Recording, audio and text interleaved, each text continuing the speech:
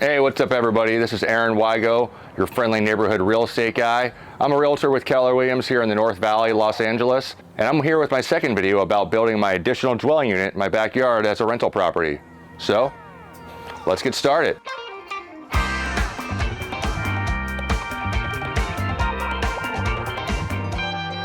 So if you guys are like me, and you're thinking about building an additional dwelling unit in your backyard, you probably got to this point where you realized, I have no idea what to do. I don't know where to start.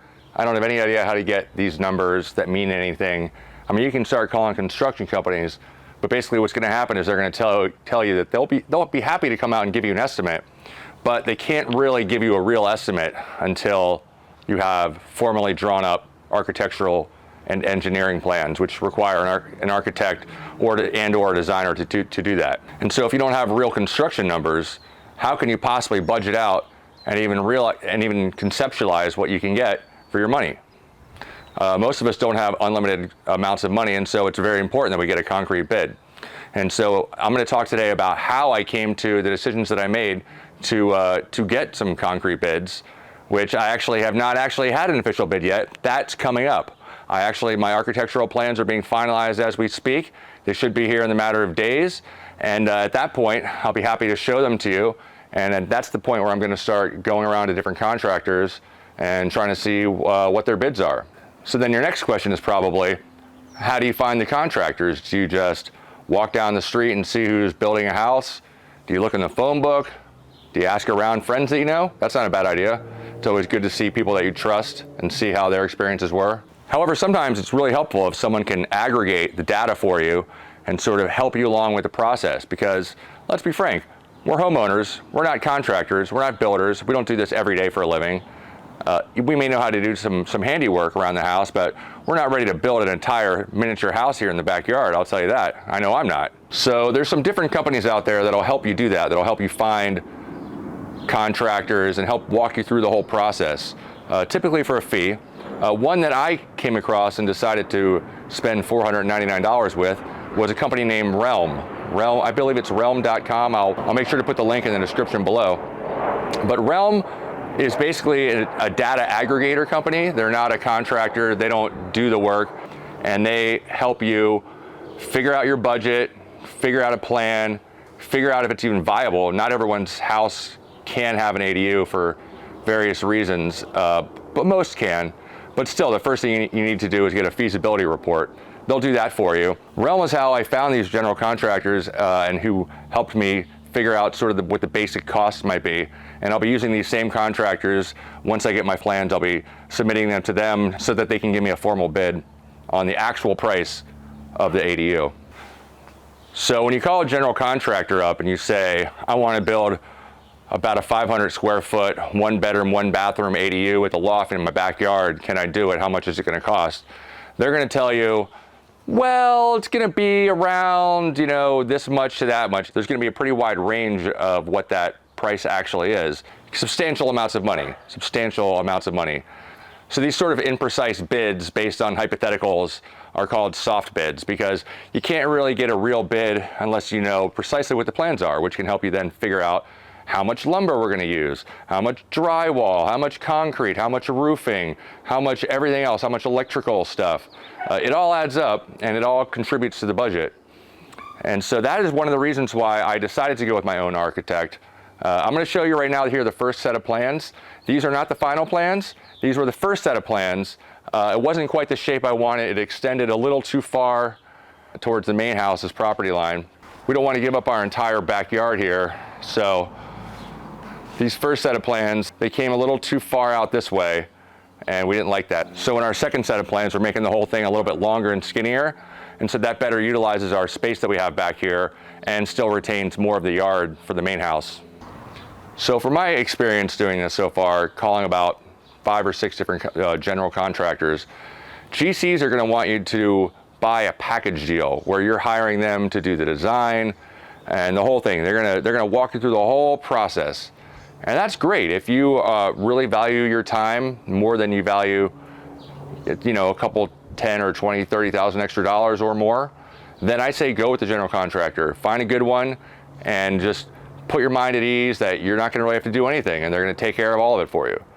But if tens of thousands of dollars do mean something to you, like they do to me, you're going to want to try to figure out ways to save. And so you're certainly not going to get any savings, and you're certainly not going to have any leverage if you hire one guy to do an entire job that's giant and has so many steps and it's going to take months to do. What I don't like in general about hiring anyone to do a bunch of jobs all for one set price is that a lot of times they do the beginning of the job great. They get to the middle of the job, they realize that the first part of the job took too long, so they start speeding up. Then they get to the end of the job and they realize that they're really underestimated the time, and this is kind of costing them potential money, and so they start speeding up and doing just a total crap job at the end. And at that point, you've already signed a contract with these guys, and you've really no choice but to just go ahead and finish it with them. So there's two ways to take out your permits. You can either take them out as an owner builder, and so you, the owner of this house, are responsible ultimately for the construction, and you're taking out the permits in your own name. Or you can let a general contractor pull your permits, and their name will be on the permits, and they'll ultimately be the one responsible if anyone gets hurt or if there's any violations. That's one big reason why being an owner builder is a little scary, pulling the permits that way, as opposed to letting a general contractor be in charge and having his or her name on the permits, is that if someone falls off your roof while building it and breaks their neck, well, they're responsible, not you. And so that's why if you're going to be an owner builder to try to save some money, it's highly recommended that you get home builder insurance through your homeowner's insurance policy. Very important. I will be doing that soon. I will be looking into the proper policy for my personal situation once I finalize my plans. But yes, get that insurance policy just in case. So if I pull these permits as an owner builder instead of using a general contractor, which I'm leaning towards doing because I'm trying to save some money here, the plan is that I'm going to basically try to get separate bids for each individual aspect of the plan. For instance, the first part is site prep, all the digging, and then into the foundation, and then you get into the wood framing, and then you get to putting all the drywall on, the roofing, and yada yada, and then you get to the finishes at the very end.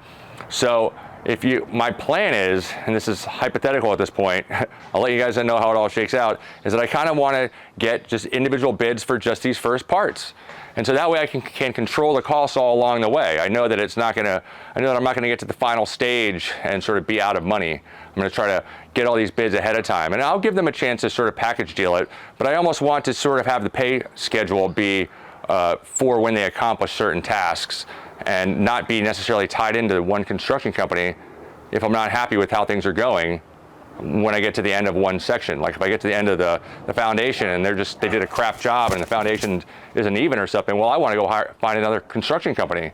If I hired a general contractor and my name was on that dotted line agreeing to pay them $150,000, well, I'm not really sure how I'd get out of that one. But if I'm only hiring them to do one little thing at a time, then you have some flexibility. So when you talk to these general contractors and they're trying to talk you into signing up for a package deal where they do the whole shebang, one of their arguments as to why you don't want to hire your own architect as opposed to just hiring them to do everything is they're going to say, and I've heard this several times now, architects are great at what they do, but they're not construction guys. They're not in the field. They don't know how much things cost, and they're going to make it a cool design without considering that what it costs, how much lumber they're using, how much electrical they're using, things like that. Well, that may or may not be true. It's a risk I'm willing to take. I'm willing to risk that, even if he does do that and end up using more lumber and a little more stuff than we would have used otherwise, the flexibility and the power that it gives me and the leverage it gives me still far outweigh that concern, at least for me. So that just about wraps up my second video here, guys, about my ADU journey. Keep watching in the following months as this thing starts to get off the ground here. We're probably going to start construction, I'm hoping in October, but that is yet to be determined. The plans, we have to wait for the city for all this stuff, and then I have to find the contractors. There's a lot of moving parts here, but I'm going to be with you guys for all of it. If you're someone who's thinking about doing this, please like and subscribe. Keep following me. And if you need a real estate guy, I am your friendly neighborhood real estate guy here in the North Valley. So look me up and give me a call. Anyway, have a great day, guys, and I'll see you on the next one.